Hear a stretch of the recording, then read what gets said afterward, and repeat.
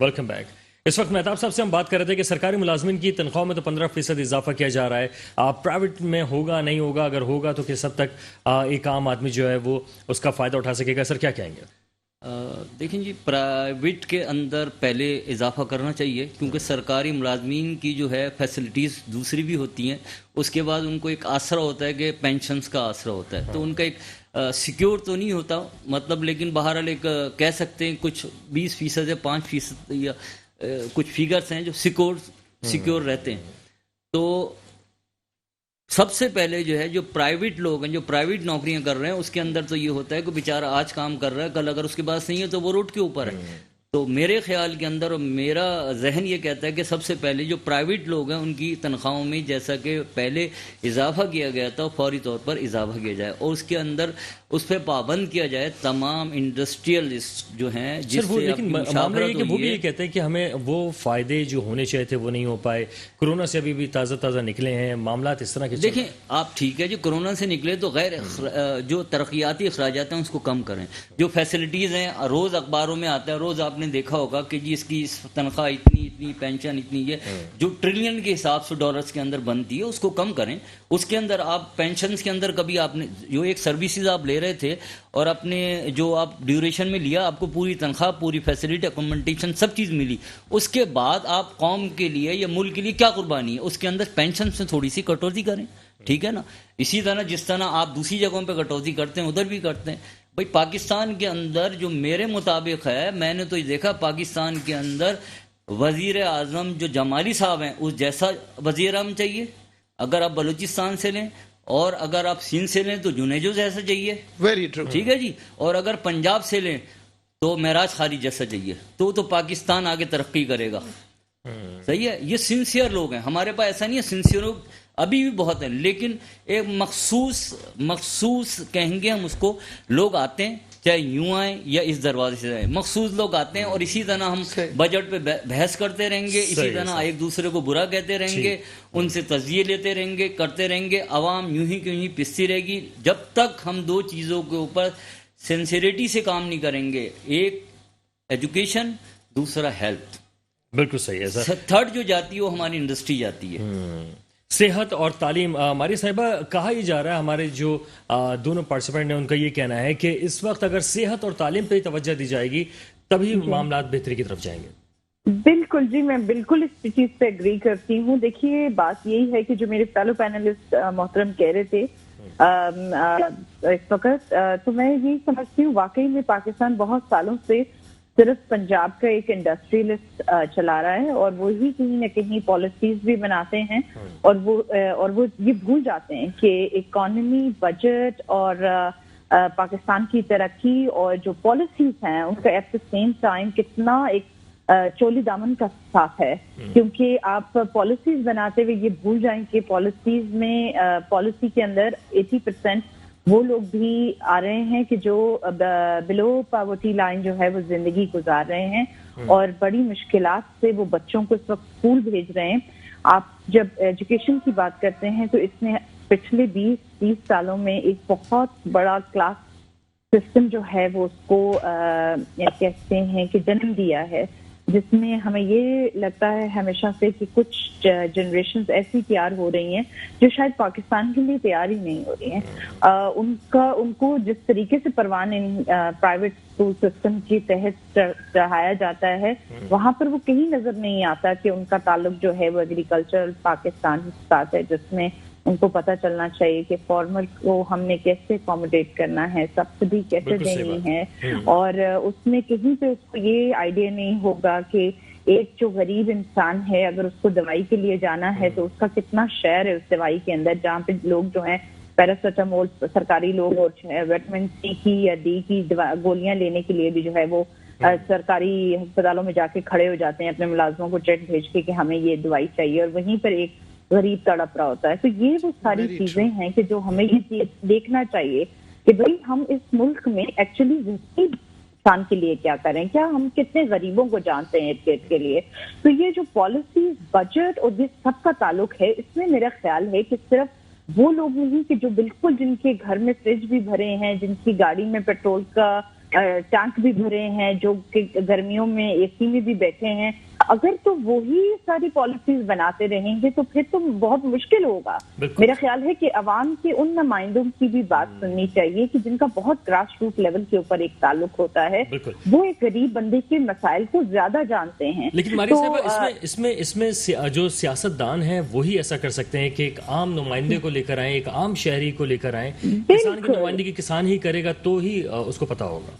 True, बिल्कुल मैं यही समझती हूँ कि देखिए टाइम गुजर रहा है, हमें ये भी समझ नहीं आ रही है कि आइंदा आने वाला जो 50 साल है वो आईटी का है। और आईटी इस वक्त दुनिया में, अगर आप किसी एक वेब डेवलपर से भी बात करते हैं जो अमेरिका में या यूके में बैठा है, तो उसको भी एक चीप कॉस्ट के ऊपर कुछ अपना बनवाना है और वो बड़ा सिंपल होता है। उसके लिए अगर हम यहाँ पर लोगों को ट्रेनिंग, अपनी 66% यूथ को ट्रेन करना शुरू कर दें, जैसे कि हमारे नेबरिंग कंट्री हिंदुस्तान ने बहुत अच्छी पॉलिसी आज से 10-15 साल पहले बनाई थी और आज वो सिलिकॉन वैली के ऊपर रूल कर रहे हैं हिंदुस्तानी अमेरिका के अंदर। ठीक है, आप जितने बड़े सोशल वेबसाइट्स लेंगे, उनके सीईओ से लेके उनके डायरेक्टर से लेके उनका हर एक डेजिग्नेशन जो है वो एक इंडियन के पास है, because they could foresee that कि भाई हमने सिर्फ अपने मुल्क नहीं, हमने वर्ल्ड मार्केट जो है उसको कैप्चर करने के लिए, उसके ऊपर अपना एक कब्जा जमाने के लिए हमने कहाँ पे लोगों को कैसे तैयार करना है।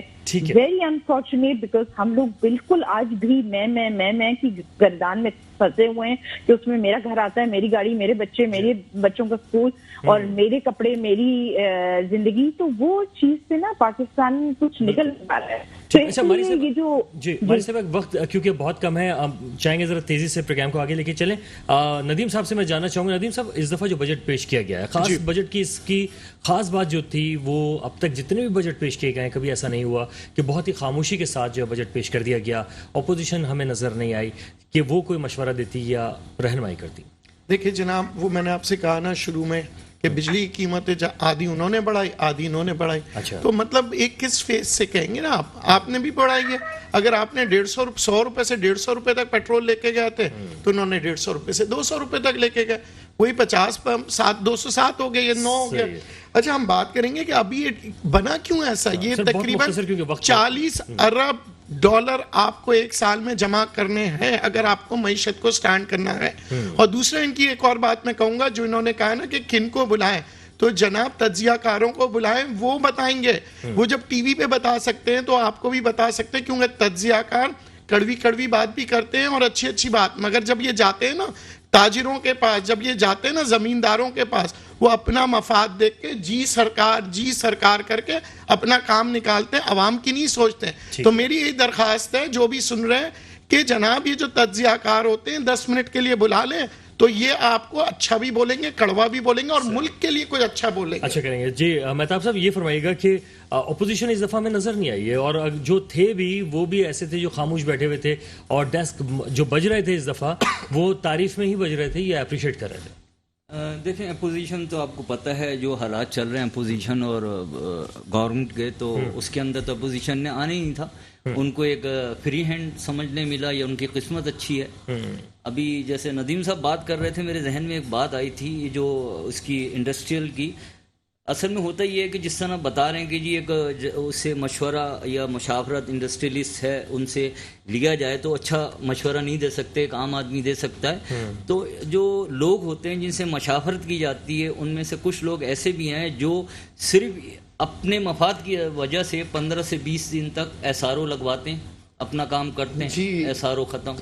ऐसा भी होता है हमारे यहाँ, जब तक ये सिस्टम जो है बजट के बाद गजट और उसके बाद एसआरओस का सिलसिला ख़त्म नहीं होगा तो मामलात हमारे यहाँ बेहतर नहीं होंगे। मेरे ख्याल में हमें हर चीज़ को सोच समझ के एक दफ़ा बजट बनाना चाहिए। और बजट की जो मुशावरत आपने बताई कि कराची ऑफ चैम्बर्स के अंदर कौन कौन लोग बैठे थे, तो उसमें ज़ाहिरी बात है वो भी एक इंडस्ट्रियलिस्ट हैं और उनके तमाम पुराने दोस्त हैं। ये एक दोस्तों की थोड़ी सी मीटिंग थी तो जिन्होंने फैसला किया ये होना चाहिए, तो ऐसे ही मामला। तो सर यकीनन बात तो थोड़ी सी कड़वी है लेकिन हकीकत यही है। ठीक है जनाब। मारिया साहब ये फरमाएगा कि अभी जैसे अपोजिशन की भी बात हो रही है, पहली दफ़ा ऐसा हुआ होगा कि आपको जो मुफ्ती इस्माइल साहब हैं बड़े आराम से बता भी रहे थे, बजट तकरीर कर रहे थे, लेकिन उन्हें पानी पीना पड़ गया था बहरहाल उसमें भी। लेकिन क्या आपको लगता है कि इस दफ़ा बगैर किसी अपोजिशन के आपने वहाँ पे बजट पेश किया? दूसरा ये कि اپوزیشن جو ہے وہ کردار ادا کرتی ہے کسی بجٹ کو پیش کرنے میں، تو کسی نے آپ کے ساتھ تعاون کیا؟ ماری صاحبہ آواز آ رہی ہے آپ کو؟ ماری صاحبہ سے دوبارہ رابطہ کرنے کی کوشش کریں گے. اب سر اس وقت اپوزیشن کا کردار کیا تھا؟ کون کر رہا ہے اپوزیشن؟ دیکھیں اپوزیشن ابھی فی الوقت سر رابطہ ہوا ہے تو سر پہلے میں پوچھوں ضرور. ماریہ صاحبہ یہ فرمائیے گا کہ اپوزیشن جو ہے اس دفعہ آپ کے لیے کوئی بھی مشکلات کا سبب نہیں بن پائی، اور جو اپوزیشن ہے عام طور پہ مشاورت بھی ہوتی ہے، وہ کوئی مشورے بھی دیتی ہے، کوئی مشورے ملے بھی آپ کو یا بڑے آرام سے آپ نے بجٹ دے دیا؟ جی بالکل میں یاد دہانی کرانا چاہوں گی کہ we must not deny the fact it was a very tough time for the government actually at this time کہ جب کلرجن گورنمنٹ آئی اور پھر ان کا یہی جو مین ایجنڈا تھا وہ لوگوں کو مہنگائی سے باہر نکالنے کا تھا. اور یہ بجٹ جو تھا وہ کوئی اتنا آسان نہیں تھا میرا خیال ہے، کیونکہ جب عوام سے وعدہ کیا جاتا ہے اور ایک سیاسی منچ کے اوپر وعدہ کیا جاتا ہے کہ ہم آپ کو مہنگائی سے نکالیں گے، تو وہ پھر جو آپ کا ووٹر ہے، آپ کا غریب عوام ہے، جو آپ کا فالوور ہے، وہ اس ایک لفظ کے اوپر بہت امید لگا کے بیٹھا ہوتا ہے. واقعی میں یہ بہت مشکل وقت تھا، اینڈ مفتی اسماعیل صاحب نے بڑی ذمہ داری کا ٹائم لیا ہے یہ، اور میں سمجھتی ہوں کہ پرائم منسٹر شہباز شریف صاحب کے لیے بھی بہت ایک ٹف ٹائم ہے. مگر ہمیں اس چیز کو بھی یاد رکھنا چاہیے کہ جیسے ہی گورنمنٹ کو بھی 1 مہینہ ہوا ہے آئے ہوئے، اور انہوں نے جیسے کہ اپنے ٹائز جو ہیں وہ ارد گرد کے ریجنز کے کنٹریز کے ساتھ بہتر کرنا شروع کر دیا ہے، جیسے کہ بلاول بھٹو زرداری صاحب کا دورہ تھا چائنا کے ساتھ، جس میں $10 ارب کا جو قرضہ تھا وہ معاف کروا دیا گیا. اور پھر اسی طرح سے تھا کہ جرمنی کے ساتھ آپ کے ٹائز بہتر ہو رہے ہیں. یورپ میں آپ کی ایک بہت بڑی مارکیٹ ہے، جرمنی جو ہے وہ آپ کے بہت بڑے الائز ہیں، بہت پرانے ہیں ترکی کے ساتھ. اور یہی وہ چیزیں ہیں کہ میرا خیال ہے کہ جو ہمیں تھوڑا سا آگے لے کر چلیں گی. Once actually the foreign policy and the government is strengthened, تو اس میں میں سمجھتی ہوں کہ اگر ہمارے پاس 1.5 سال ہے تو اس میں we will have a time to prove our self. اور بالکل امید نہیں ہارنی چاہیے، نا امید نہیں ہونا چاہیے. میں ہمیشہ یہ کہوں گی کہ ہم پاکستان کے لیے کام کریں، ہر شخص پاکستان کے لیے بہتری کے لیے کام کر رہے تو کرتے رہنا چاہیے. ٹھیک ہے ماریہ صاحب، آپ کا بہت شکریہ. ٹائم بہت قلیل تھا. میں آخری ایک الفاظ کہوں گا کیونکہ ٹائم بالکل ختم ہو گیا ہے. اسمگلنگ روک دیں، گندم جو جا رہا ہے افغانستان اس کو روک دیں، ورنہ پھر اور مہنگائی ہوگی. ٹھیک ہے مہتاب صاحب، آپ کا بھی شکریہ کہ آپ تشریف لائے، اور یقیناً جو تجزیہ کار ہیں ان کی آپ نے بات سنی. کیا بجٹ میں آئندہ آنے والے بجٹوں میں کیا ان کی رائے بھی شامل کی جا سکے گی، یہ سوچنے کا ایک پہلو ہے. وقار الحسن کو بھی اجازت دیجیے گا. اللہ حافظ.